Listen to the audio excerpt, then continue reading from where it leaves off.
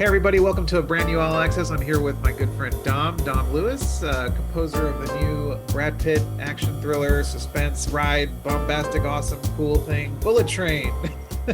Dom, how are you? I'm good, mate. How are you? Good. It's good to see you. It's been a while. I thought it Been was a not a while, while. man. I thought it was less than a year, but it's been more than a year since we chatted. So Yeah. I'm doing this formally, of course. So yeah, so actually it was funny. I was looking at everything that we've chatted for a while over the past decade, and our Yeah. first chat was almost 9 years ago. It'll be 9 years ago in October when we had our first phone interview for Freebird. No way. You know Almost a what? I decade. don't even remember doing that. I don't we, remember doing the phone because interview. we didn't know each other in person yet. So I was just a voice on the phone. I was just some film music nerd trying to talk to you. Wow, that is crazy. Yeah, I remember so the High Castle one because that was in person. That was yeah, the first time I'd right. met you. Yeah, that was the first Right? time we came to your studio, remote control, when you were still there, and we did just a shake hello, nice to meet you. How do you compose music? Yeah, I And think then I think we did a picture, I think, on we did that a one. photo because I was just And yeah, then and then from you're then like, on hey, you were like, you want to come back and and just watch me go crazy for a decade? Yeah, that's what happened. I got to document your madness. So we've talked a from then lot. on you were like, I don't want a picture with this idiot. You stop getting pictures with me because you don't care. You don't love me anymore. No, we have plenty of pictures. I get a picture every time. I have a photo wall of my Dom wall. A shrine, yeah, great. Yeah, right. So tell me, so how is the Dom that I'm talking to now? How has he evolved from that Dom that I spoke to 9 years ago? I'm starting this like a therapy session. So It's very good. yeah. So Out yeah, the gates, I'm very impressed with the first yeah. question. How Uh, how have you grown in the past decade, man? How do you think you are as a composer, as a person, as a I would say you're now a veteran of this industry. Back then you were waddling around in a diaper at remote control. uh, wow. I don't know. I've just sort of gone with the flow, I think. Um, Does it feel like 10 years since we last talked? Or did it kind of go in a flash? it really doesn't. It really Yeah, doesn't. I mean, it's funny you said it because I still feel like I'm at the same point, I weirdly. I hear you completely. I always feel the same way. I'm like, have I grown as a person? Have I matured? Have I gotten better? Have I gotten more skilled? I'm like, I don't think so. I feel like I'm still like that 12-year-old still in like school sometimes. Yeah, I mean, on paper, it would suggest that I've grown. Um, but I mean, I'm still immensely immature. And I'm a husband, I'm a father. Yeah, you have Um, two beautiful kids. and you know what? In a cheesy way, I think that's helped me evolve as a composer as well. I think when it puts everything into perspective it gives you a reason. It gets so cheesy, but it does. It gives you a No, reason for being, and it gives you, it's your wife is your muse, and your children are your muse, and um, it definitely, the more you grow and the more experiences you have, especially with family and ups and downs, you, as an artist and a creator, you draw from those experiences, and um, that's what provides you with your material to channel into whatever emotion you have to, especially in film music.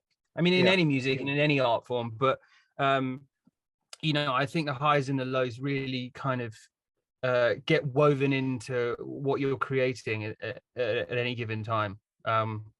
It's a hugely pompous answer, but No, but um, I think it's all true because I think, and also the older we get, I think the more it falls on our plates. And I'm curious, how have you discovered some secret to the work-life balance of, being a dad, being a husband, being a composer, or is it still just like you're just hanging on for dear life? it's funny. You ask me that every time, and it's almost like every time it gets worse. Because you have that thing of like, yeah, I'm gonna get more successful, and then I'm gonna be able to choose what projects I do, and I'm not gonna be so tied to the desk and beholden to the craft. And it just gets worse, man. I mean, the amount of times I've said to my wife, "Oh, don't worry, it's just gonna get better. It's gonna get better." And every time she's like, you said it was going to get better, and you said that it wouldn't be as bad this time, and it just gets worse. And I think, circling back, it's because of that. It's because I am, as a creative and an artist, it's always going to be there. I'm never going to be able to relax and say no, or I always say, I mean, I get really itchy after kind of 10 days of doing nothing, whether it's, Yeah. I'm bedridden because of COVID, or I'm, on holiday. I get that there's that moment where I'm like, I have to do something. So yeah, I think I'm Benjamin Buttoning. I think I'm regressing as a human being. But musically, I seem to be trying new things, and trying to push the envelope and try new things, and doing different things. But yeah, still no balance, I'm afraid. No No balance. updates there. No. Well, before we talk to new awesome things, which your Bullet Train score is absolutely brilliant, fantastic, and you shared it with me, and it was what a ride, what a well put together narrative of just fun textures and cool storytelling and action and all that. But before we jump to that, I want to talk about your good old friend Baymax. Oh yeah. Your good old buddy Baymax, which you got to score the Disney Plus series Baymax, and it's almost a homecoming for you because you were working on Henry's score to Big Hero 6, so you have some familiarity with the world. So talk about returning to that, and as the composer of the series, and how much did you want to look back, and how much did you want to bring of yourself to this, now that you're kind of the lead voice, the lead kind of musical storytelling behind it. It was really cool to be sort of thrust into that world. I mean, I don't think it's a secret or a lie that they probably wanted Henry to do it. In fact, I know they wanted Henry to do it, and it was actually my old buddy that called me up and said, listen, I can't do this, but I've told them that you would be perfect for it. And so yeah, there was some kind of difficulties in like figuring it out, and all the kind of boring business stuff, but Right. eventually it landed on that I was going to do it. And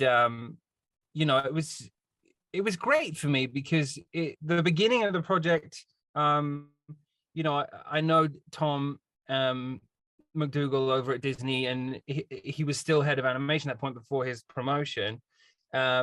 So it was really good. I was desperate to be able to work with Tom and show him what I could do. And obviously he knows who I am and that I've been working with Henry, but it was the chance for me to kind of show the Disney guys, the non-TV guys, like the movie guys, what I could do. So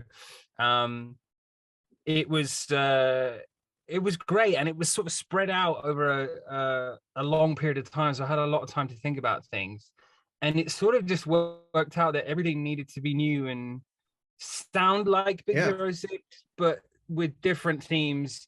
We've got new characters, and we were looking at a side of Baymax that we obviously get a glimpse of in the movie, him as a nurse, essentially, right, or a healthcare giver. But that sort of side of him in the film never really had a theme, never really had a musical idea, other than being like bumbling Baymax. Right. It was Hero's story, and right. Yeah, and we saw Baymax in the armor and doing cool stuff and like just flying around and being cool for the most part. So this really is more of the warm side of Baymax, and the giving and the healthcare side of Baymax. So yeah, I kind of had a carte blanche really with it. That's awesome.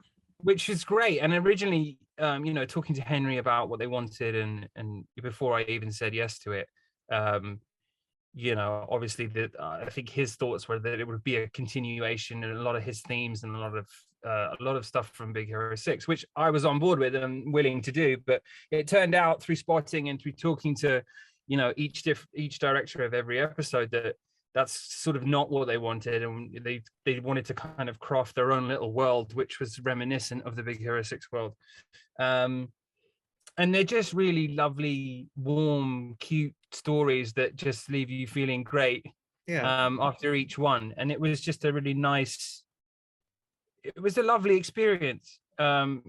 You know, being able to sort of change it up every episode. It always had that underlying kind of Baymax Big Hero sound, but every character had their own genre, if you will, and then it all sort of blends together in that last episode where they kind of all come together. Yeah. So a really lovely experience, and one that was not stressful at all, because it was over such a long period of time that I was able just to kind of nibble away at it one episode at a time. You know, it was all the original guys who did the movie essentially, and it was the animation team that do the features. So they had to kind of take a break in the middle of it to go do a film. I think everyone went off to do Encanto, and then we sort of picked up post-production again once they'd all finished. So Wow. Yeah, it was really, really cool and really fun, and you know, always great to work with the Disney guys, because they just know what they're doing. Yeah, Down, absolutely. you know, the story to the characters to the animation to the arc of everything, and it's a really crazy high level of creating, and one that I've been desperate to get into for a long time. So when Henry made that call, I was, you know, trying to do anything I could to jump on that. So now you're kind of a Disney dad, and you know, you have two kids. Have they got to experience any of the shows that you've worked on, you know, DuckTales or Monsters at Work, or you know, or are they just like, no thanks, dad? They love all of it. No, it's great. Oh, they do. You know That's what? Awesome. It's really cool, because obviously I've done a lot of kids stuff, but Yeah, I you've do a done lot a of good serious amount. stuff as well. And they've seen little bits and bobs of Baymax, but I've been working obviously, and so my wife decided to take my family away for a Europe vacation, and it came out whilst they were away. So I've still yet to show them the whole season, episode by episode. So and actually, until you mentioned that, I'd forgotten that they haven't actually seen it yet. So yeah, I'm gonna go home tonight and whack on an episode and see what they think. That's awesome. But So I mean, they've seen little bits and bobs. Like my little Quincy will be like, "Hello, my name is Baymax," and like try and copy, because he's been in the studio visiting and I've been doing it, and he's right. seen it, and they love the movie. So I mean, who doesn't? So yeah, no, that's literally just like, oh, I haven't even shown it to them yet in its full glory. So that'll be fun tonight. All right. Yeah, Dad, you got to get on that. Oh, crazy. So let's jump to the other end of the spectrum, because you've done an amazing amount of work in kind of in family entertainment, telling these nice, warm, heartwarming stories. But also, man, you grinded, you're telling those awesome, you know, Kingsman, hooking up with Matt, doing cool action, stylized stuff, and now Bullet Train's coming out, which is looks just absolutely amazing. You got to work on, I mean, what a cool project. I mean, you must have been so hyped when this came to fruition, right? I didn't believe it. I honestly didn't believe it for a long time. You know, it was I got an initial call to say that David and Kelly wanted to meet with me on Zoom. You know, it was still height of the pandemic. Yeah. Not that anything's really changed, just people don't care anymore. But back then, people were still being careful. And I was like, oh my God. And I'm a massive fan of David and all of his films. And so it was I was super nervous, and I just sort of went into this mode of like, I have to prepare. So I did. I read the script, and I basically just got a massive playlist together of everything that, having read the script, what kind of genres of music and what kind of songs and what kind of, you know, little things that I thought were cool, of all my knowledge of music, from like 70s rock to hip hop to Latin music to Japanese music, to everything I could think of, whacked it all in a playlist, sort of kept it under wraps for a bit, had the first Zoom meeting, which went really well. I mean, we just sort of clicked from the beginning. They showed me a couple of animatics and things, because at that point, nothing had been shot. You know, I came on before they'd even gone on to set. Wow. So we were just sort of talking and chatting, and it was, you know, it went really well. And I was sort of commenting on what I had kind of put together, and it wasn't quite finished yet because I wanted to kind of give them a presentation of it, sort of. But we talk about the script and the possibilities and what we could do with it and where you can go with it. And, you know, the canvas was such an amazing blank canvas that you can literally go anywhere with this thing. And they seem to really like that. But still, I was like, well, I don't really know. Just seems too crazy. That's just, you know, I've done some things, but this doesn't, why would they be talking to me about this? I couldn't quite grasp it. I couldn't quite believe it. And then the call came through. They want another meeting. They want to, you know, and we sent back a couple of emails, and, you know, it was like, well, you know, you mentioned that you wanted to play them some things and blah, blah, blah. And so that happened. You know, I went through the Spotify playlist and said, like, at no point am I saying that we use these songs or we do kind of anything like this. It's just like, it's like a preemptive temp track almost, right? Like no, not even. Like, I wasn't suggesting that any of it would be right to put the picture. I was just saying that look at this world of music. Isn't it amazing? We can do anything. It was like a mood board. It was like a Pinterest, a music version of Pinterest, basically. Wow.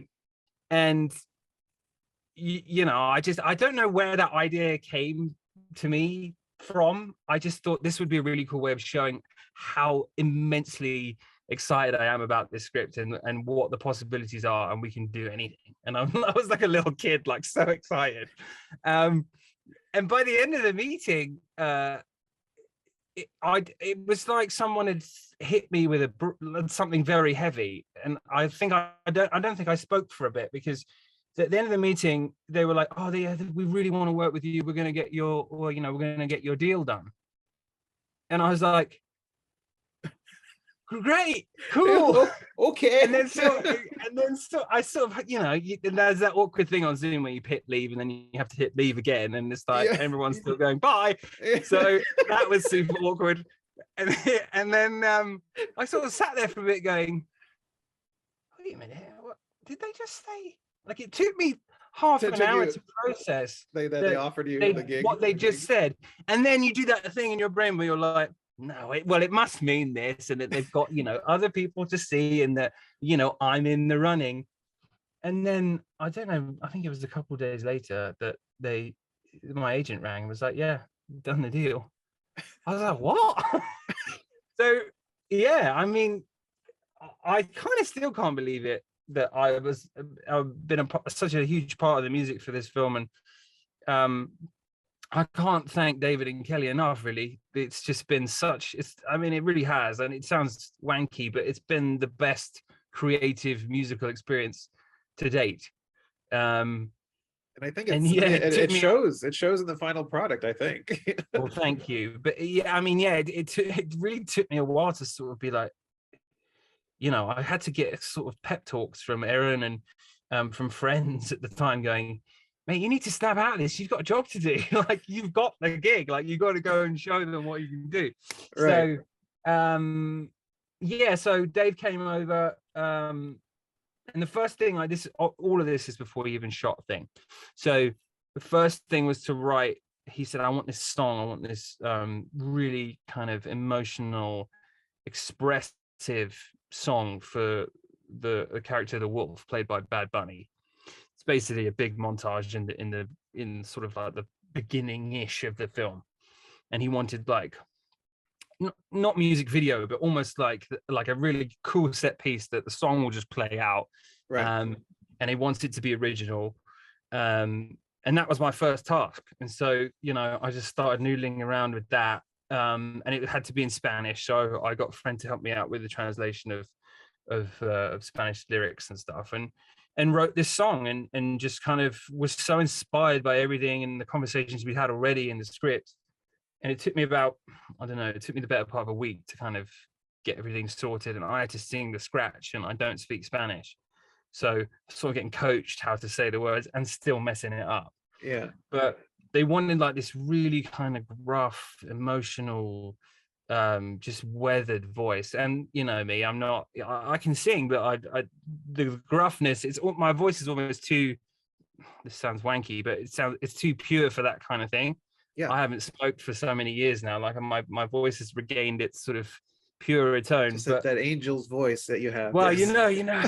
yeah. No, so basically, I drank a bunch of tequila, um, like a I like that. lot. That is.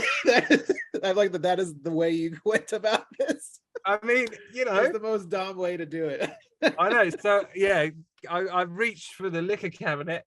Um, I'm gonna I burn my drank vocal cords off. I mean, I drank a lot of tequila, and then you just kept singing it, kept singing it, kept singing it. It started out way too nice. Like you couldn't see the old guy in the chair, on the porch with the cigar. You couldn't see that yet. So I kept drinking and then kept singing it. So, and then it's like the range is crazy. Well, to give you a little idea, I'd always wanted, when I started writing it, I always wanted Alejandro Sanz to sing it. Okay. Not for a million years did I ever expected we would get him to do it. Right. So at that point, I was like, okay, how do I get that sound right? Drink, and then keep singing. And then eventually, I was like, I must have been midnight, 1 a.m. I finally got that voice, and it was great. And so got it all sorted out, got it all sparkly and nice, printed it, sent it off to David and Kelly. And this, mind you, this is the first thing they've ever heard, other than like a reel, which I didn't really send them actually. It was just a bit high castle stuff. Right. This is the first thing they were hearing that I'd like created for them. And I was shitting it. I'd never been so nervous. And didn't hear for a while. And then I got the emails were like, this is amazing, this is fire, this is so cool, and blah, blah, blah. So we were off to the races basically, and never really looked back. Then from that point on, talking about scenes and characters and stuff, and I just started writing. Yeah. So the track on the album that's called Fate, the last, actually, yeah, no, it is the last track, isn't it? Yeah, it's the last track. Yeah, that was the first film music stuff I came up with. Oh wow. And then the first track on the album, The White Death, that was the second thing I came up with, which I can talk a little bit how that evolved. So yeah, I was just constantly feeding him my brain during filming, and it turned out that he had PA on set, and he was just playing these things whilst they were filming. Wow, that is the like White Death, the composer's dream. I mean, honestly, this whole project's been a dream. So yeah, so the White Death stuff, the theme ended up evolving and we went in a slightly different direction, but on the platform and on the set of the movie, he was playing the White Death's theme as they were doing like wide shots, and obviously not during talking, because that would ruin the take.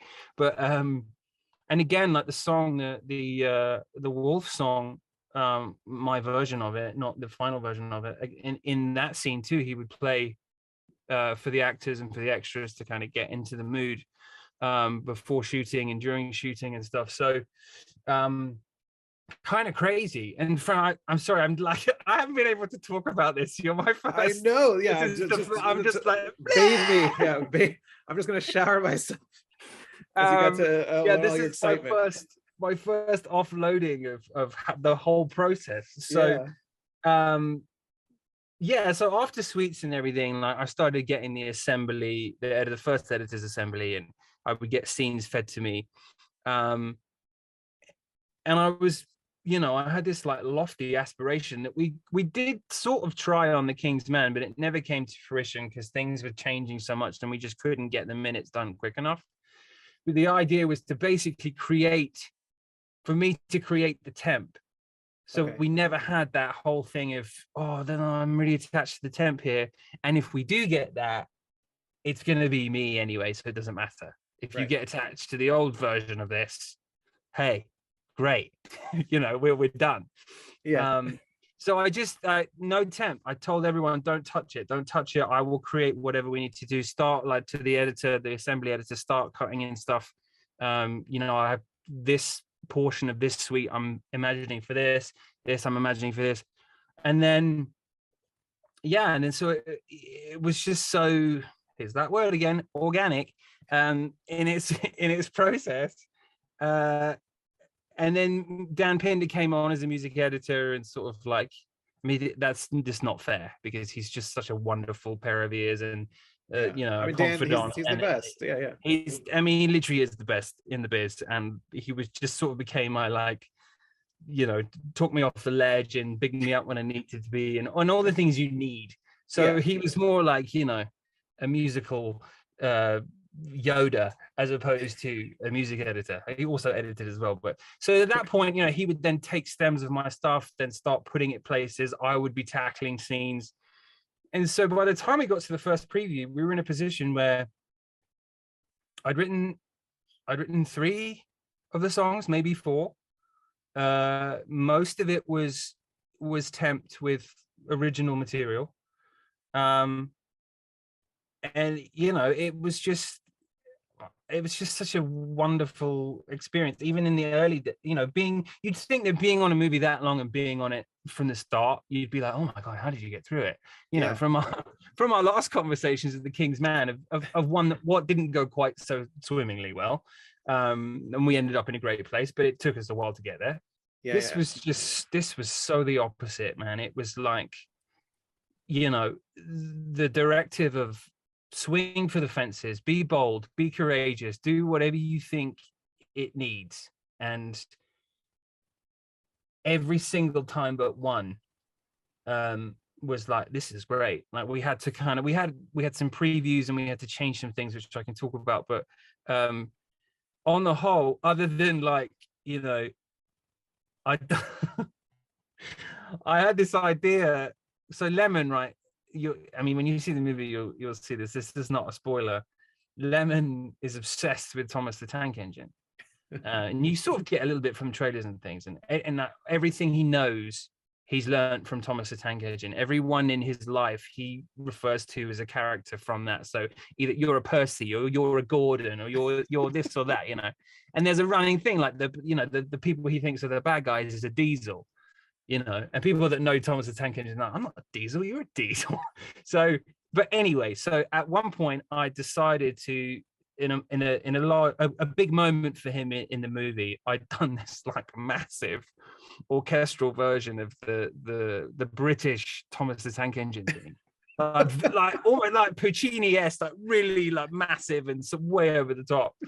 And that was the only moment where there was a bit of silence at the end of playback, and because everything was on Everclear, and there was a delay anyway. There's a bit of silence, and Dave kind of goes, "Yeah, that might not be right for this moment." I mean, awesome, you're swinging for the fences. That's what I told you to do, but I think we might need to rethink that one a little bit. And that was literally the only moment, other than, you know, some stylistic things after previews where, you know, inevitably people's scores and cards make the tone of things shift a little bit. That is so funny. That story is so funny because I know I texted you.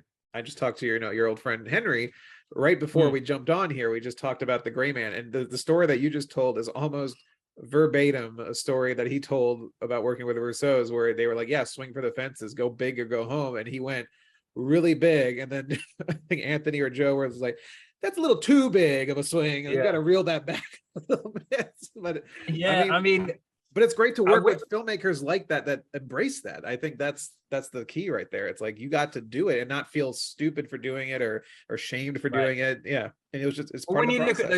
look at those two names, or three names as it is, the Russo brothers and David, you can see that those people do that in their films. Yeah. You can see that that's the direction with everyone, not just the music.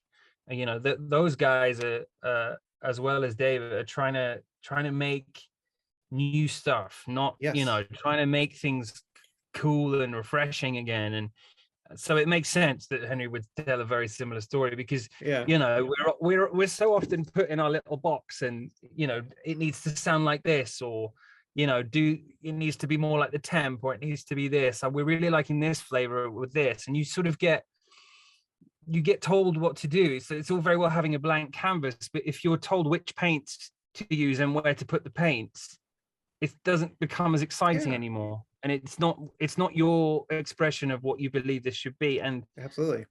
And Dave's, just the collaboration is second to none, man. It's just like, it's such a pleasure to, in the past I've sort of worried about playbacks. On this movie, I was so excited to play him stuff. Yeah, that's because awesome. I knew that even if he didn't like it, he would want it, on a playlist somewhere, because we were just our music tastes are very similar anyway. And there was never any. It was. Man, I'm gushing because it's, as I say, it's the first time I've spoken about this, but it's just, I'm so proud of what we as a collaborative force, David and I, came up with, both on the songs and the soundtrack side of things and the score. It's just, no matter how the movie does, I really don't care, because Dave gave me a chance to write my concept album. He gave me a chance to the whole idea, my concept of it, which I think is what sold him, because he's such a needle drop guy anyway. Right. How do you do a score that sounds like the song, like they're all specific songs? Like how do you do a score that the needle drop is telling story and is arced around the action? Because the best needle drops in movies are the ones that really encapsulate the story and the arcs, and that's why it's so difficult to find needle drops that work. And often the ones that do are way too expensive, and the movie you can't afford them anyway. Can't afford them anyway. So my whole concept was, what, with Dave being such a needle drop guy, how do I craft that to everyone's benefit? And the directive being, you can do whatever the hell you want, from like, I don't know, like 60s go-go to, hip hop to classical to rock to whatever it is. Nothing was off the table. But it's also still, everything feels like a cohesive, like, I don't know, it all comes together. I know you were kind of, then when you're texting me like, oh, it's like this and this and this, but like, it's still like it feels like this body of work that, I mean, and your album presentation is such a perfect, it just feels like a narrative, like a full from start to end. I mean, you get all these great themes as well, but you're also doing these great action builds and tension, and it's just like the tone and the atmosphere is something that I think is the best that you've done in your career, just personally, from me listening with you, being friends with you for all these years. Just like, I'm just really proud of what you did here. It's really awesome. Like, oh, bless you. No, that means so much to me, because it's such an expression of who I am, and I gave everything I had, as you would if you're sitting, and that's basically what I was doing. I was sitting in the studio coming up with music, obviously inspired by the picture, but because it was that sort of needle drop mentality, I didn't have to shy away from, oftentimes in school you have to not do a lot, and that's often the hardest thing to do, is to support the picture and not do stuff. The doing stuff is really easy, to a degree, but because this was so needle drop orientated, the placement, the spotting of it, there needed to be music. It wasn't a case of underscore where you're kind of helping the drama. The drama's already there. A lot of this movie, you could just mute the music and it's like you can cut it with a knife. And that's what the tension is, what you want in a movie like this. It's the fun and the roller coaster action and all the other little things I was able to do with my album, essentially. It was just like, I'd come up with a thing for Prince, and then due to the story, that track, if you will, could then inspire, the other characters that she's linked to, and everyone's sort of linking together in the way that concept albums happen. Each track is sort of influencing the next one, and that's what it was. And just that, I mean, I could keep you on here for hours and hours of talking about how I came up with everything and how it was recorded. I'm sure we'll talk about a lot of it, but I want to talk about creating the tone and the atmosphere, because I mentioned that, and how how specific it is. And you see the trailer, and for people who go out and see the movie, it's a kind of, it has a very fun element to it. It's not all serious. It's a kind of a, cheeky fun, I mean, if Dave's films, you've seen John Wick and Deadpool 2, and he comes from the stunt background, so of course all the stunt work is just like top notch. He knows how to shoot those sequences and build out those scenes. So talk to me about creating that atmosphere, because I remember when I was listening to it, it was like, first of all, as a huge Western guy, it had definitely a little flavor, not too much, but it was just, it felt like a little bit of a, an English spaghetti Western sometimes, with the whistles and the guitar, the way you use guitar, and but in the best way possible. It's such a Dom score as well. But talk to me about finding the tone of this movie and what the music had to do tonally to, I guess, support it. Yeah, I mean, there was a little shift from my initial kind of working away from picture and then getting picture, and then even from that, sort of Dave getting off set and then talking to me about what he wanted. You can sort of, you can kind of hear that, and if you listen to Fate on the album, that was the first thing I came up with rather than the last thing I came up with. So right. The serious music drenched in, drama and pathos and culture and, everything that Fate should be, was sorted. I never had to worry about that. Yeah. The bit that was tricky, and when, you were listening earlier today and you were saying about the first track was my first idea for the White Death, which I said got played on set and everything. But after a preview, some of the characters felt for Dave felt too dark, and were coming across to the audience as too dark, and he still wanted that, almost popcorn, almost anime feel, like live anime in the movie. Right. Not that it is at all, but just that's an analogy more than it is a description of what the film is. It's more, having that serious element, but putting a spin on it where you can be comedic, you can be funny, and you can enjoy it. You can smile. You can smile as someone's head's being lopped off by a samurai sword. Right. Exactly. That's essentially the concept. So, that first track, White Death, elements of that I kept for him. But then if you listen to the track, I believe it's called The Modern Plague, like track 4 or something. That's where that stuff ended up. It needed to be a little bit more fun. It needed to have a little bit more swagger to it. It needed to feel more popcorny and have some more guitars. So, I really dived into the concept, which my initial concept was, what if someone is like flicking through someone else's vinyl record collection, right? Right. And you find this record and go, oh, this looks interesting. And you whack it on, and that inspires you to go, oh my God, I need to make something out of this. This material is great, but it's like, I'm going to bring it up to date, and I'm going to put loads of different spins on it. And that was the concept. The concept was, I'm going to create my own original samples that sound like they're from the 70s, and then build this whole world around it that brings it into now. So, you'll have stuff from the Fate suite. You'll have those really cool high violins that sound like they were recorded in the 70s. And even, I got the trombones to bring, in the 70s, they used smaller trombones.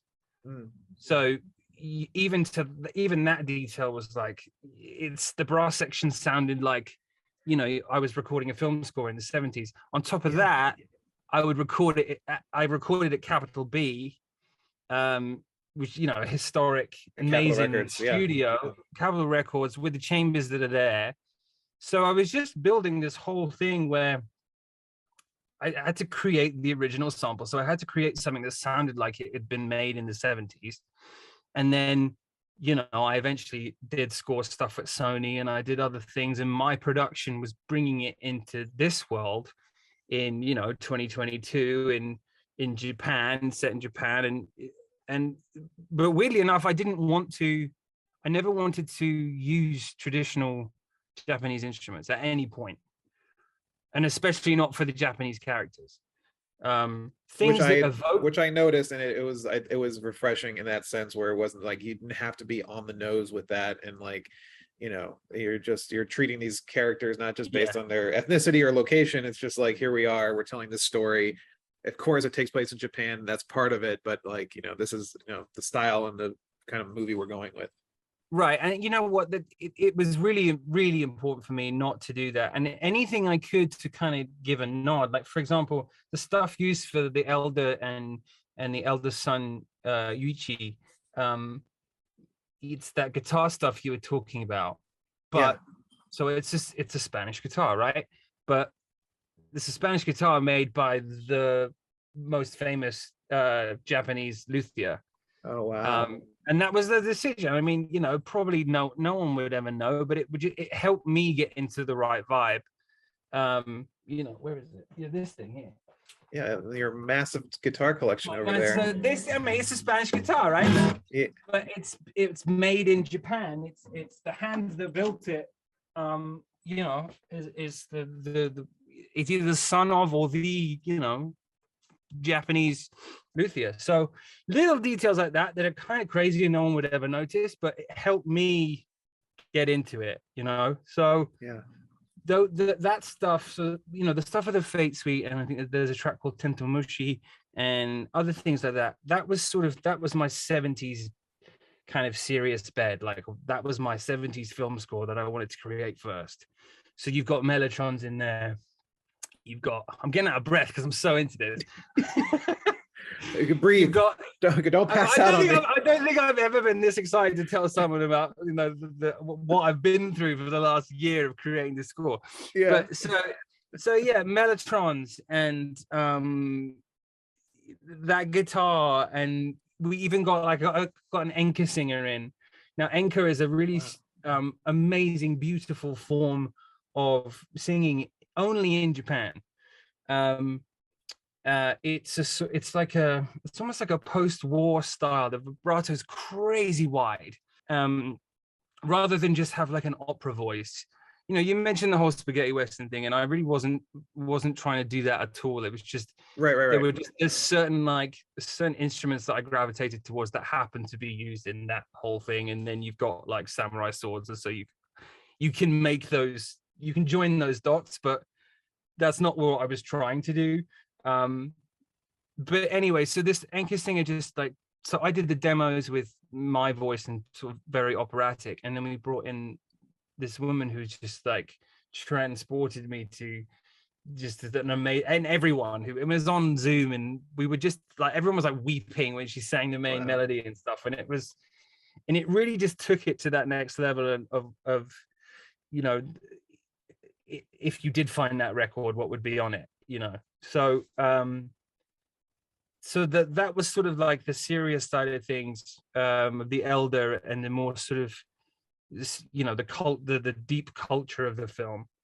But as I say, I mean, the movie is a celebration of all cultures and all creeds, yes, and that's why I didn't want the music to be so specific to specific people, and it was more about picking general genres for characters. It was more about what would they listen to, where have they lived, who are they, who do they interact with, what's their social scene, so for someone for like Lemon and Tangerine, for example, this is a whole other I'm like, I can't keep on one thing.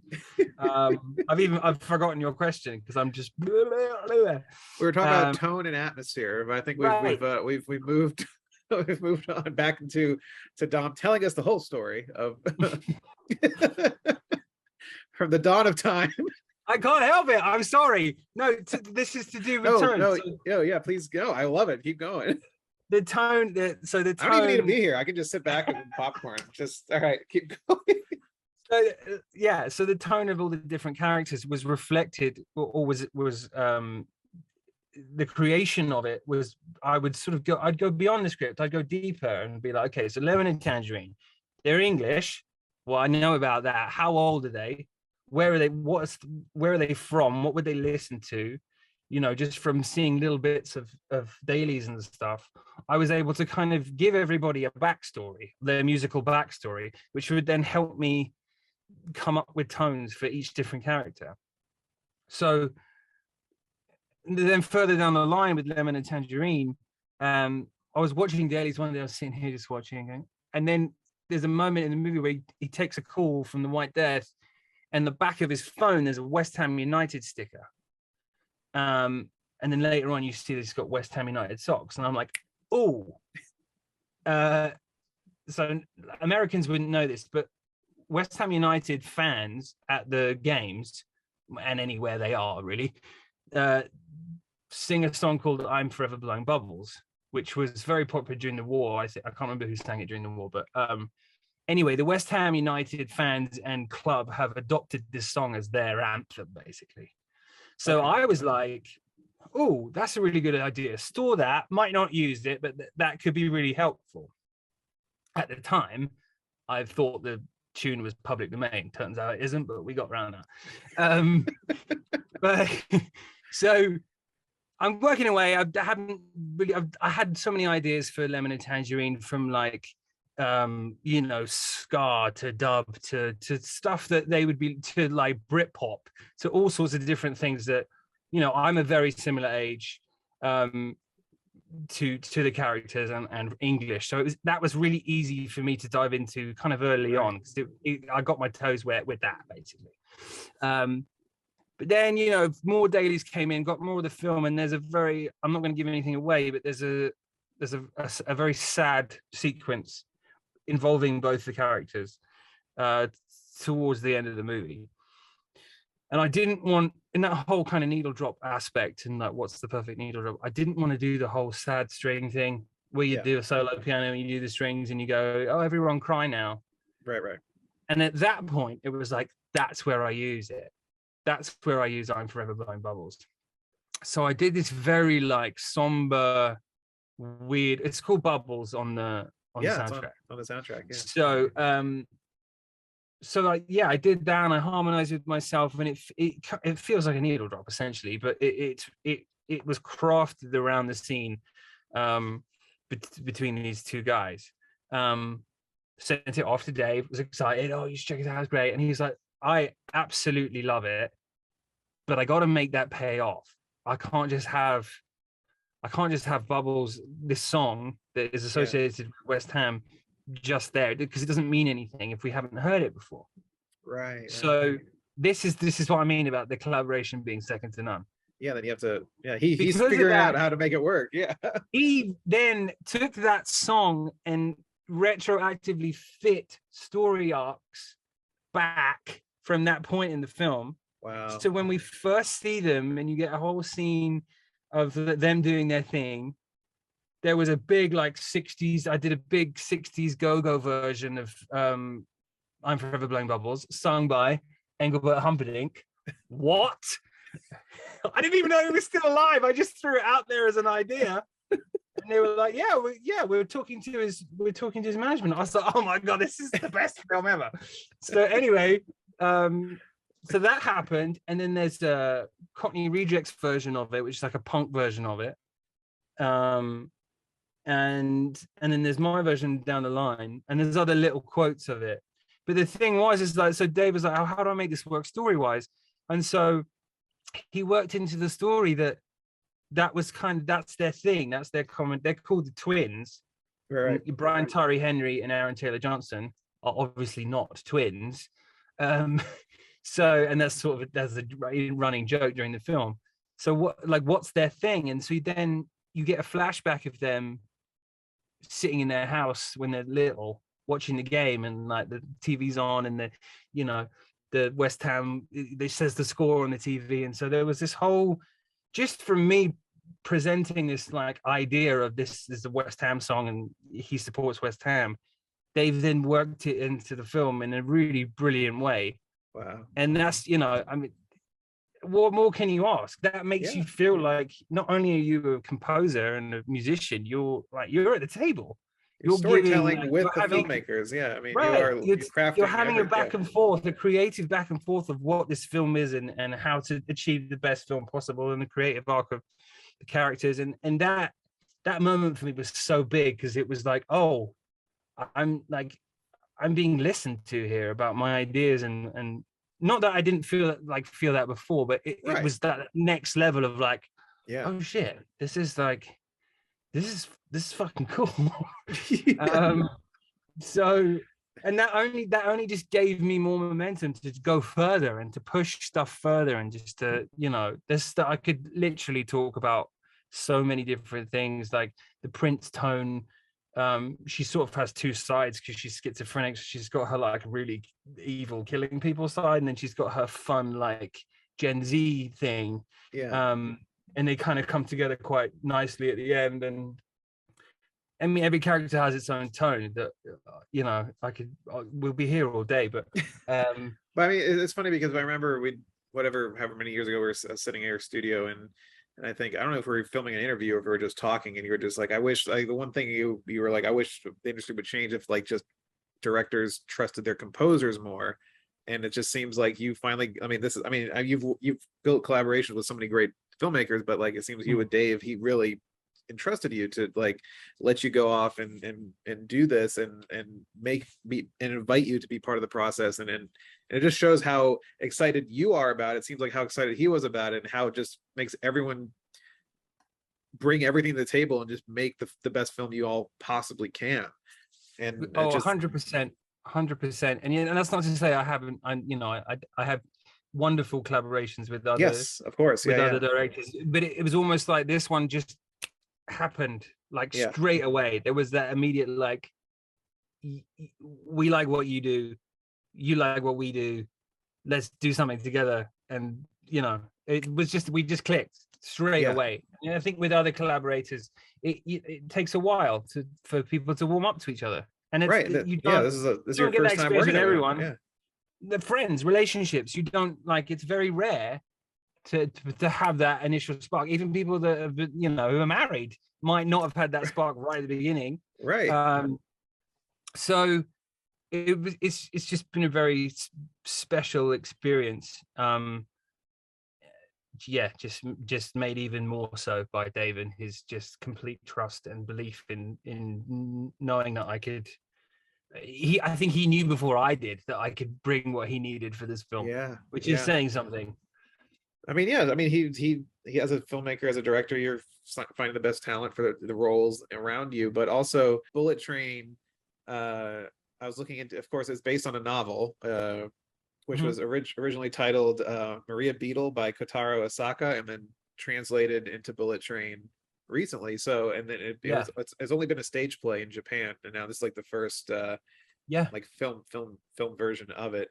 I mean, how would you describe the just the film in general? Because it seems like it has so many different elements, and you even described your score as like Guy Ritchie having a baby with like Tarantino, or, and I hate like, like Jaws meets E.T. or something like that. But like, if you had to describe like if you had to put like for someone who doesn't know what Bullet Train is, like, what is Bullet Train? Like, what is this? What is this film that you guys made? Well, I think that, I mean, yeah, when I said though, when that kind of, combination of elements, that was more about the film than it was a score, because obviously of course, those movies don't really use score, they use needle dots. But if to the person, if you saying to someone that hasn't really watched that many films, has only seen like major directors and huge hits, I would say that there's definitely a feeling. But as you say, you never want to make comparisons, because it's just like, it's like when people compare, like, oh, it sounds like this and this. It sounds like we're in a marketing meeting. Does it? Well, no, I've got my own style, and that's not fair. And but right. to the someone that doesn't understand and doesn't like film, doesn't get it, I would say there's if Tarantino and Guy Ritchie had a love child, and then but that's not doing Dave justice, because he's so much more than that. Yeah, his style is so unique too. Yeah, it's so unique. But there's obviously, like, I have influences from everyone that I've listened to as an artist, and in the way I play things, the way I sing things, the way I write stuff. You can't help but be influenced by we're all sponges. Heroes, and your mentors. You're basically, it's 2022. We're basically just sort of recreating stuff that's already been created in a way that isn't going to get us into trouble. No, but you know what I mean. It's like, of course, yeah. No, if you had to find the inspirations, and I'm sure, I mean, I'm not as well versed in film as you are, and I'm certainly not as well versed in film as Dave is. But if you had to like pick the immediate references, it would be Tarantino and Ritchie. Yeah. You know, you've got the comedy, you've got the amazing action, you've got the depth, and you've got the character arcs and the real amazing depth in the characters and the story. And but all the while there's all those little jokes and little things that make it a Dave Leitch film. The style of comedy, the style of the action, the colors, The color palette is incredible. I mean, it's so wonderful. So it's difficult, but yes, in the same way that, you know, if someone was saying what were your influence for the score, like you could rattle off a couple of things that you can think of.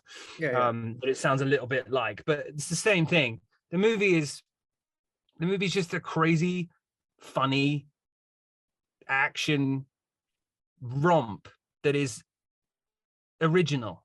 There's no superheroes anywhere to be found. Thank goodness.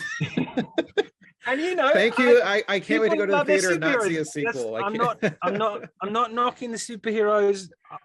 You know, people love them and they make a ton of money. They make a lot of money. The wonderful thing about this movie is that it's so good. I mean, I literally don't care how it does, because I know it's good. And it's a book, but it's essentially an original IP. It's an original thing.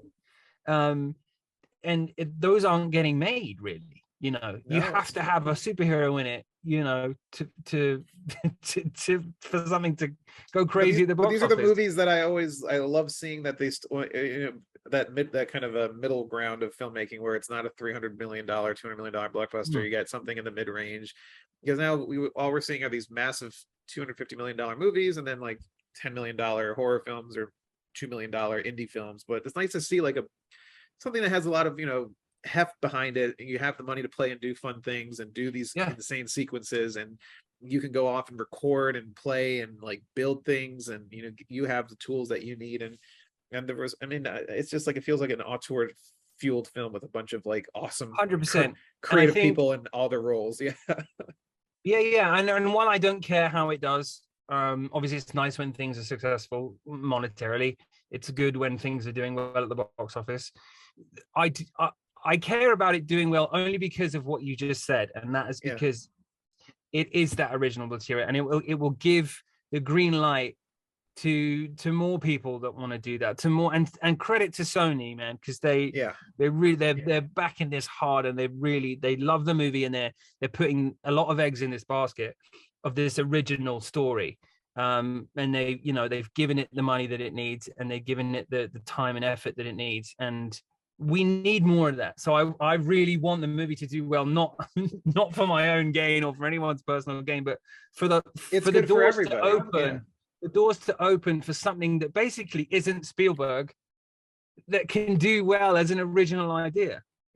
Or like those people that we've mentioned, the Tarantinos and the Spielbergs, unless you're them, you don't get those original stories that you get to tell, and to be a monstrous hit. So I just wish that these new stories are given to the younger directors and are given that free reign to make art again, because essentially it's poppy, and it's, you know, you're going to be chowing down on your popcorn all the way through this, but it's like you said, it's that auteur thing, and getting back to the real creative, the thing that we all fell in love with when we watched movies. Exactly. That's the reason why I moved to LA, why I went to film school. It's like I feel like that part of it disappeared. And it's funny, you know, people start saying art or auteur, like it's a pretentious thing, and it can come across as pretentious. I think like maybe the newer generations of people don't like, oh, I'm an auteur, I'm an artist, and it's like it comes across as very kind of like egocentric or something. But like, film is, for me, it was the way of exploring the human condition. It's about being entertained, about telling stories. It's like, you know, I always equate going to a movie theater like sitting around a campfire, because you have this big glow, you're sitting around with people, and a story is being told, and if you're being sold a product for sale, you know, certain studios might do, but it's like when it's has a vision behind it and a voice that seems fresh and original or unique, even if it's doing a story that's been told before, you know, You know, we like you said, it's 2022. We love revenge stories, we love rom-coms, we love all these things, but you know, it's fun to see other people's perspectives on them. And I Yeah, think this is such a unique one. yeah. It really is, and you know, as I say, I hope it opens the doors for many more. And even if it's just for me, you know, I want to work with Dave all the time. So, and I know because I know that he is going to do that. Yeah, He's going to push back against stuff that he doesn't believe in. He's only going to do something that he really believes in. Um, and we, you know, unfortunately, he has the power in which to do that. So, and I've been extremely lucky to be brought in on this. You know, they took a chance on me, um, having not worked with me before. On, I would say, you know, kind of his biggest opportunity in movie to date, and that's big balls, man. yeah, Like yeah. to kind of like to go with something different and not to go with what you know, and knowing that you want to push the envelope a bit and try something different.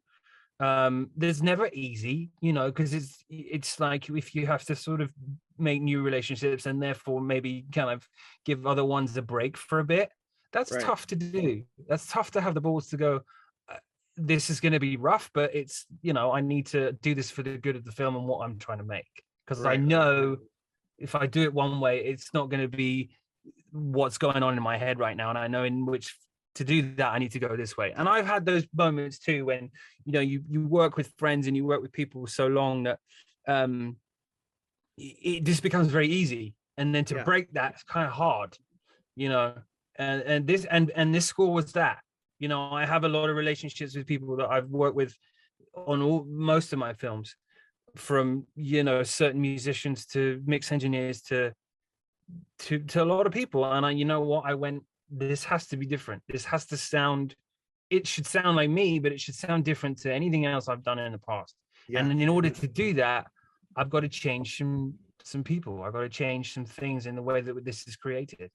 yeah. And I think Dave did the same thing. And yeah, I'm so eager to see what people think uh, of everything, of the film, the music. But it's that, I hope it's not one of those ones where you're like, you, because I've built it up so much, and I've I had know. lots. Yeah, you built it a big boy. Like, I've built it up so much, and I've built the score up so much. I mean, you well, know, the score, I on can it. speak from my point of view. It was so, I loved it. I just loved it. I mean, I was sitting here. Oh, I thank you even so like much. I stopped working. I was like, I can't work and listen to this. I just kind of sat here and just let it take over me and just went through the whole experience. And like I think you mentioned, like, oh yeah, it's like very much similar to like a Pink Floyd album or something for you. And Yeah, I mean, it really did. It felt like I was making an album, you know, and I got to do all the studios that I'd always wanted to record in LA, and, you know, Capitol and Sunset, and we did the big stuff at Sony. And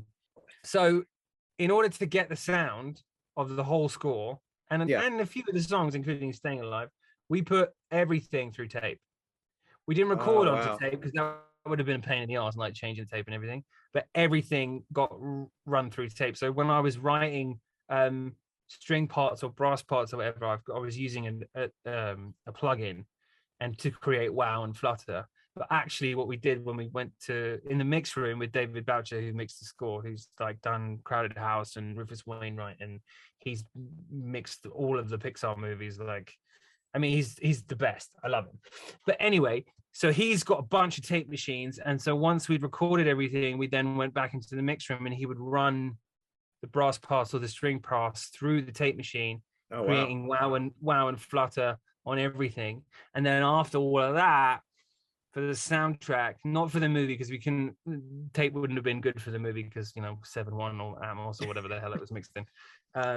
But for the soundtrack, we put everything through tape just to give it that whole, that, you know, in terms of That tone, warmth. to Yeah. give it that thing, you know, that vinyl thing. Because, you know, like we were saying earlier, it's just the digital world has its place, but there's something so magical about analog.